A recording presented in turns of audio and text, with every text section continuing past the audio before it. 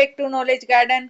આજના વિડીયોમાં આપણે એક સેમ્પલ પેપર જોઈએ છે બોર્ડને લગતો। મને આ પેપર પસંદ આવ્યું એટલે મેં એનો આજે વિડીયો બનાવ્યો, કારણ કે આ પેપરની અંદર કંઈક અલગતા દેખાણી મને, ખાસ કરીને વિભાગ એ ની અંદર ફેરવીને કેવી રીતે પ્રશ્ન પૂછે છે એ રીતનો, અને બીજા પણ જે મેં આઈએમપી ઇમ્પોર્ટેડ ક્વેશ્ચનો આપ્યા હતા એ પણ આ પેપરની અંદર છે। તો આ પેપર પણ એકવાર જરૂરથી તમે સોલ્વ કરીને જાજો અને તમારા ફ્રેન્ડ્સને પણ શેર કરજો કે એ પણ આના ઉપર એક નજર ફેરવીને જાય। તો આ વિડીયોની અંદર વિભાગ એનો સંપૂર્ણ સોલ્યુશન આપેલો છે, જેથી તમને એ આન્સર ગોતવામાં સમય ન બગડે। અને વિભાગ બીમાં વચ્ચે વચ્ચે મેં અમુક ક્વેશ્ચનો સમજાવ્યા છે, બાકી તો બધા જ ક્વેશ્ચન મેં તમને પેલા સમજાવી દીધેલા છે। તો ઝડપથી આ બધા ક્વેશ્ચનો પાકા કરી લેજો। તો ચાલો શરૂ કરીએ આજનો વિડીયો। આ સેમ્પલ પેપર જેમાં વિભાગ એ એમાં પેલો ક્વેશ્ચન છે કે નીચેનામાંથી કયો એક ભૌતિક ફેરફાર છે? તો મીણબત્તીનું સળગવું। પછી કયો સંયોજન OH ક્રિયાશીલ સમૂહ ધરાવે છે? તો OH એટલે આલ્કોહોલ આવે, આલ્કોહોલ એટલે પાછળ ઓલ પ્રત્યય લાગે, તો અહીંયા જુઓ ઓલ પ્રત્યય બી માં આવે છે બ્યુટેનોલ, એટલે આન્સર આવશે બ્યુટેનોલ।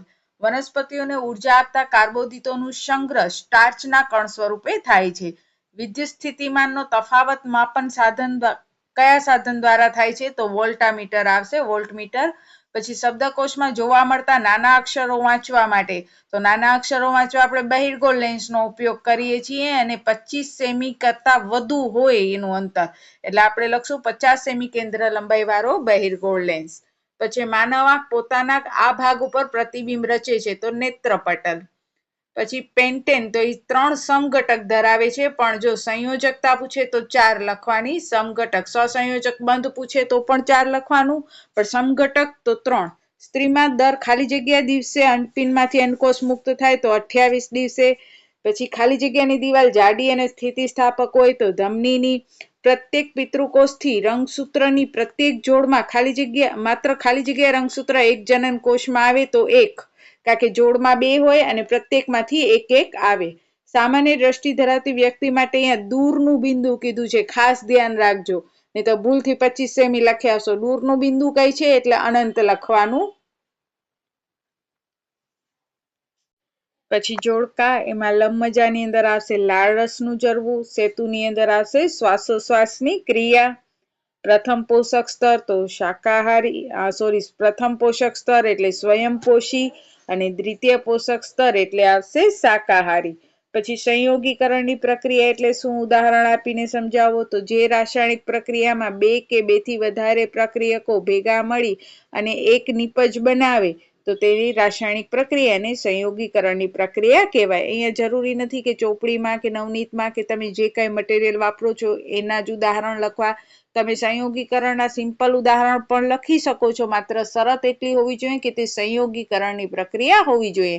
જેમ કે C+O2 રાસાયણિક પ્રક્રિયા એટલે કે તીરની નિશાની કરી CO2 ને નીચે સમજૂતી લખવાની કે અહીંયા કાર્બનનો 1 અણુ અને ઓક્સિજનના 2 અણુ પરસ્પર જોડાઈ રાસાયણિક પ્રક્રિયા દ્વારા નિપજ તરીકે કાર્બન ડાયોક્સાઇડ બનાવે છે। એવી જ રીતે H2+O તીરની નિશાની H2O, તો અહીંયા હાઇડ્રોજનના 2 પરમાણુ ઓક્સિજન સાથે જોડાઈ અને પાણીના અણુ બનાવે છે, તો એ સંયોગીકરણના જ ઉદાહરણ થયા। એટલે વ્યાખ્યા લખી, સમીકરણ લખવાના 2 ઉદાહરણ તરીકે, અને બંને સમીકરણની નીચે એની સમજૂતી લખવાની। પછી ધાતુઓના ભૌતિક ગુણધર્મના અપવાદો, તો આપણે જાણીએ છીએ કે ભાઈ બધી જ ધાતુ છે એ ઓરડાના તાપમાને ઘન સ્વરૂપમાં હોય છે, પરંતુ પારો પ્રવાહી સ્વરૂપમાં છે। બધી ધાતુના ગલનબિંદુ ઊંચા છે, પણ ગેલિયમ અને સીઝિયમના ગલનબિંદુ કેવા છે? નીચા છે। ધાતુ કઠણ હોય છે, એને આપણે છરી વડે કાપી નથી શકાતી, પણ આલ્કલી ધાતુઓ લિથિયમ, સોડિયમ ને પોટેશિયમને આપણે છરી વડે કાપી શકીએ છીએ। તો આપણા ધાતુના અપવાદ થયા। પછી મનુષ્યના ઉત્સર્જન તંત્રની આકૃતિ દોરવાનું કીધું છે। પછી કલિકા સર્જન વિશે આખી સમજૂતી આપવાની છે। તો બાયોલોજીની અંદર તમે સરળતાથી આ કલિકા સર્જન વિશે અને કોઈ પણ ઉદાહરણથી સમજાવી શકો છો કલિકા સર્જનનું। પછી આવશે અલિંગી પ્રજનન એટલે શું, અને કોઈ એક રીત આકૃતિ સહિત એની પણ સમજાવવાની હશે। એક રીત કીધી છે તો એક જ રીત કરવાની ને આકૃતિ સહિત એને સમજાવવાની। પછી છે માનવ આંખની સમાવેશ ક્ષમતા એટલે શું, તથા સામાન્ય આંખનું નજીકનું બિંદુ અને દૂરનું બિંદુ સમજાવો। તો નજીકની કે દૂરની વસ્તુઓ સ્પષ્ટપણે જોવા માટે પ્રતિબિંબ નેત્રપટલ પર રચાવવું જોઈએ અને એના માટે આપણા આંખનો જે લેન્સ છે એની કેન્દ્ર લંબાઈમાં યોગ્ય ફેરફાર થવો જોઈએ. તો આંખના લેન્સની કેન્દ્ર લંબાઈમાં ફેરફાર કરવાની આ ક્ષમતાને આપણે આંખની ક્ષમતા કહીએ છીએ. હવે આંખનું નજીકનું બિંદુ શું છે? તો જે લઘુત્તમ અંતરે આંખના નેત્રમણી વડે તણાવ વગર વસ્તુ જોઈ શકીએ તો તે અંતરને આપણે સ્પષ્ટ દ્રષ્ટિનું લઘુત્તમ અંતર કહીએ છીએ. એને આંખનું નજીકનું બિંદુ કહીએ છીએ, જે 25 સેન્ટીમીટર હોય છે. અને માનવ આંખ માટે દૂરનું બિંદુ એટલે કે દૂરની વસ્તુ સ્પષ્ટપણે જોઈ શકાય તે અંતરને આંખનું દૂરનું બિંદુ કહેવાય છે અને તે અનંત અંતરે હોય છે. પછી છે વિદ્યુત પ્રવાહની વ્યાખ્યા આપો અને એનો એસઆઈ એકમ. તો વાહકના આછેડમાંથી એકમ સમયમાં પસાર થતા વિદ્યુત ભારના કુલ જથ્થાને વિદ્યુત પ્રવાહ કહેવાય છે અને એનું એકમ છે એમ્પિયર. પછી ઘરેલું વિદ્યુત પરિપથમાં ઓવરલોડિંગને નિવારવા માટે કઈ સાવધાની રાખવી જોઈએ? તો જો ઓવરલોડિંગ ક્યારે થાય કે જ્યારે પણ વધુ રેટિંગ વાળા બધા જ ઉપકરણો આપણે એક સાથે શરૂ કરી દઈએ ત્યારે ઓવરલોડિંગ થતું હોય છે. તો આ ઓવરલોડિંગ નિવારવા માટે એક સાથે આપણે બધા જ ઉપકરણો જે વધુ રેટિંગ ધરાવે છે એવા બધા જ ઉપકરણો એક સાથે આપણે શરૂ કરવા જોઈએ નહીં. અને વિદ્યુત પ્રવાહનું વહન કરતા જે વાયરો હોય છે એ પણ યોગ્ય પ્રવાહ રેટિંગ વાળા જ વાપરવા જોઈએ. ઘરમાં 2 અલગ અલગ પરિપથ હોવા જોઈએ, એક 5 એમ્પિયરનો અને એક 15 એમ્પિયરનો હોવો જોઈએ. એટલે કે જુદા જુદા રેટિંગ ધરાવતા પરિપથ હોય એ જે તાપમાન સાધન જેમ કે ગીઝર છે, એસી છે વગેરે વાપરવા માટે આપણે 15 એમ્પિયર વાપરતા હોય છે તો એ બંને લાઈન અલગ અલગ હોવી જોઈએ. સમાંતર પરિપથનો ઉપયોગ કરવો જોઈએ અને દરેક પરિપથમાં યોગ્ય રેટિંગ વાળો ફ્યુઝ પણ લગાડવો જોઈએ.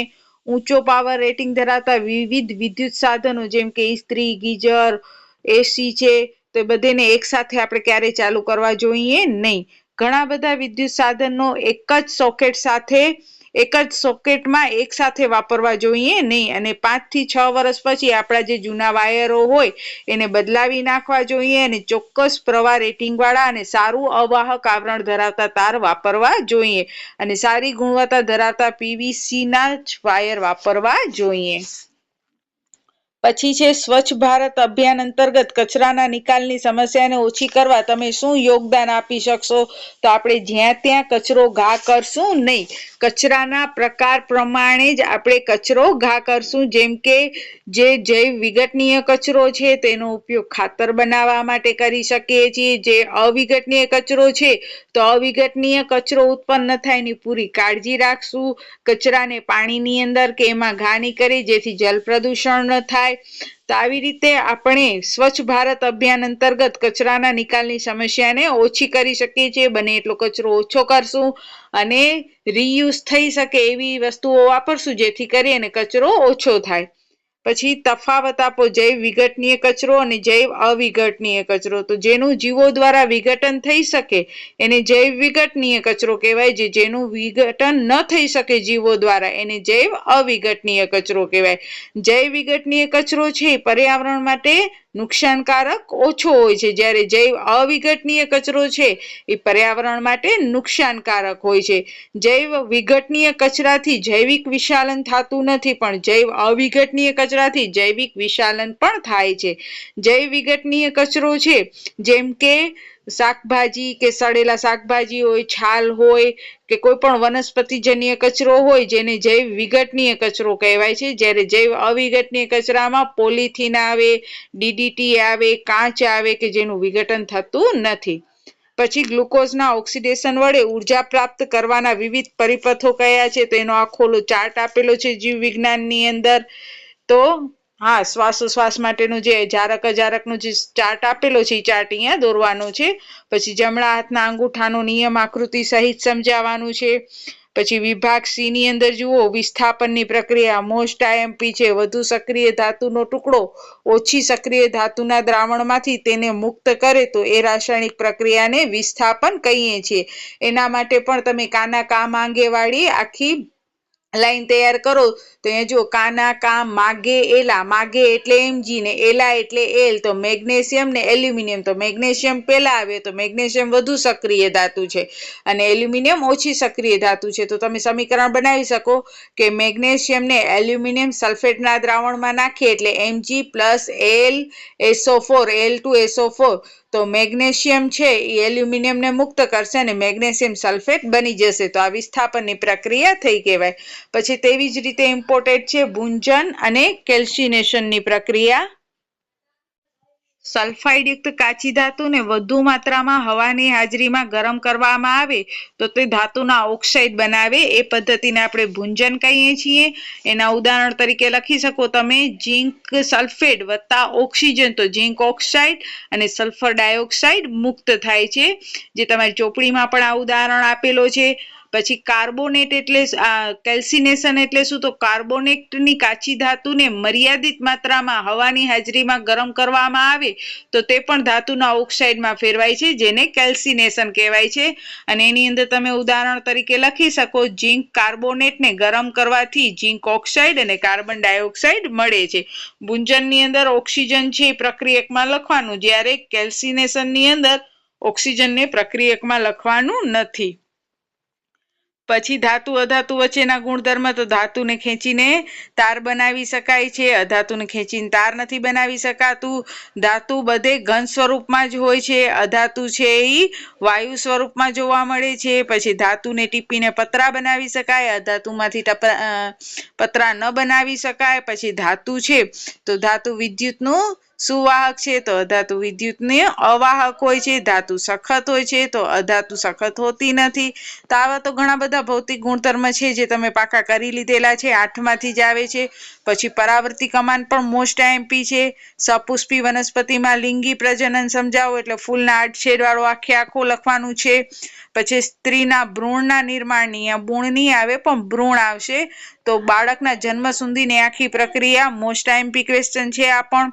આની સાથે તમને સ્ત્રીનું પ્રજનન અંગ આને બદલે પૂછી શકે કે સ્ત્રીના પ્રજનન અંગ સમજાવો, અથવા હજી પણ એક મોસ્ટ આઈએમપી છે યૌવન આરંભ સમયે છોકરા અને છોકરીઓમાં જોવા મળતા ફેરફાર. તો આ બધા મોસ્ટ આઈએમપી ક્વેશ્ચનો છે.